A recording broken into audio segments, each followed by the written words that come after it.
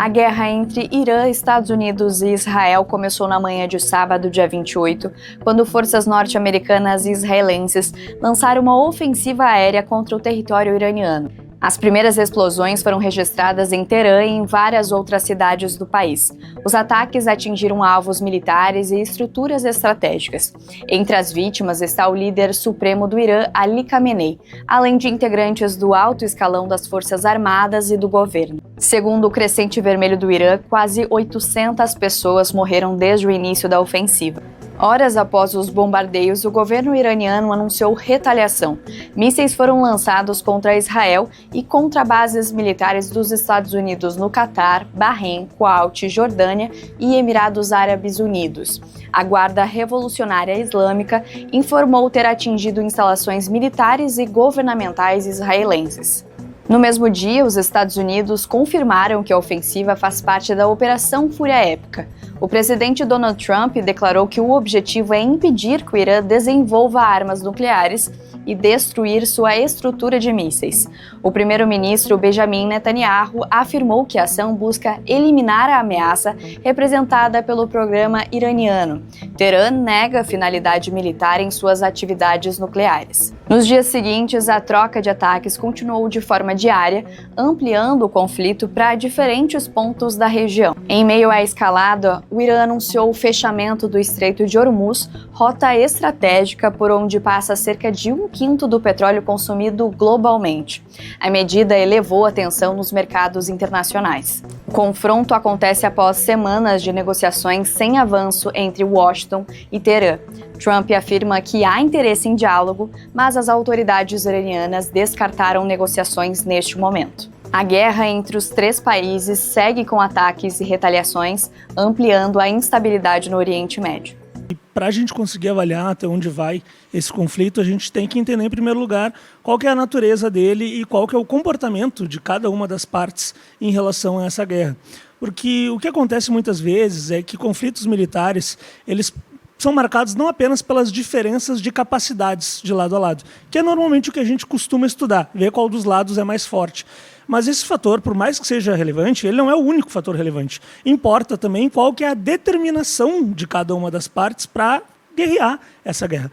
Porque o que acontece é que algumas guerras, para um dos lados, é uma guerra existencial, é uma guerra de sobrevivência, de soberania, e, portanto, é uma guerra que pode ser lutada até o último homem, porque é assim que se considera.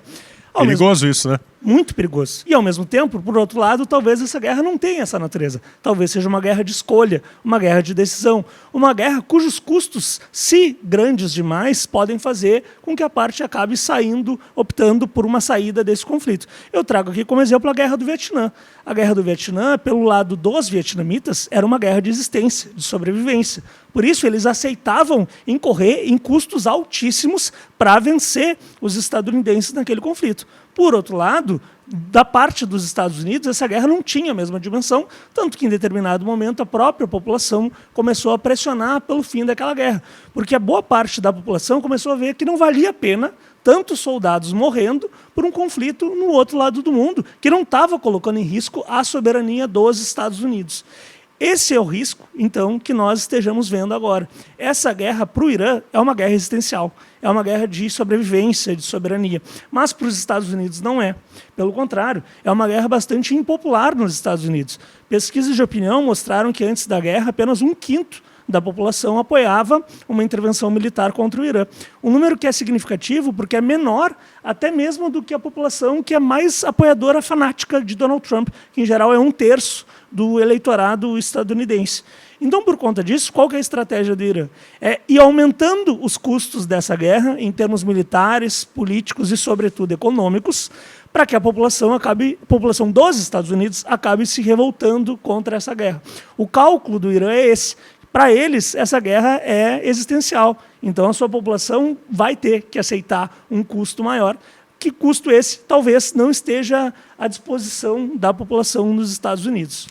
Eu acho que Irã é importante geograficamente porque um conflito lá de uma duração muito grande pode envolver, no caso, outros atores na região, né? Então, se a gente pegar, por exemplo, o leste do Irã, a gente já tem uma conflagração do Paquistão com o Afeganistão. E justamente o leste do Irã é a parte menos defendida pelo Irã, é a parte mais frágil. Então, se tivesse que ter alguma ofensiva para ter via terrestre para conseguir ter algum êxito, deveria vir pelo leste. Em compensação, no noroeste do Irã, a gente pega bem aquela região das províncias iranianas que tem muitos azeris. E o que acontece? A população azeri ali em torno da cidade de Tabriz e algum tipo de conflagração pode pressionar justamente o Cáucaso, vir a pressionar a Armênia e justamente o que? Pressionar o Comando Militar Sul da Rússia que atua na guerra da Ucrânia. Porque a gente não pode esquecer da conexão norte do Irã em relação do porto de Amirabad, que também alimenta o porto de Astrakhan. Ou seja, muito dos drones, muito do que a Rússia recebe para poder atuar na Ucrânia vem do Irã, né? Então, o que acontece? O Irã ele é estratégico geograficamente por causa disso.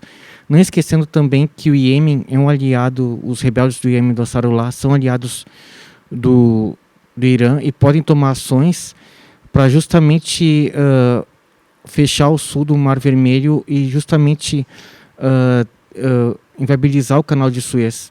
Então, comprometendo mais ainda o envio de energia para a União Europeia. Então, isso vai ter consequências econômicas muito graves para o sistema internacional, né?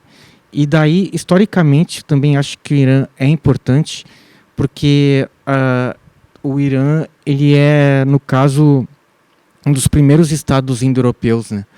O Irã, historicamente, a gente não pode esquecer de todo o legado que vem desde do Império Aquemênida da Pérsia. A gente está falando de 300 anos antes de Cristo, ou seja, é um estado muito antigo, que já passou por muitas revoltas, revoluções, tomadas. Então, quer dizer, ele se preparou por muito tempo para essa ocasião. Principalmente a questão do isolamento que o Irã vive desde 1980, quando começou a guerra entre o Irã e o Iraque.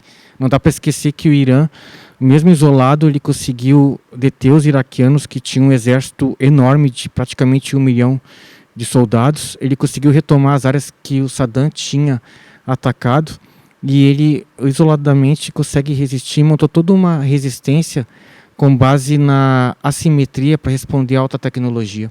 Sim.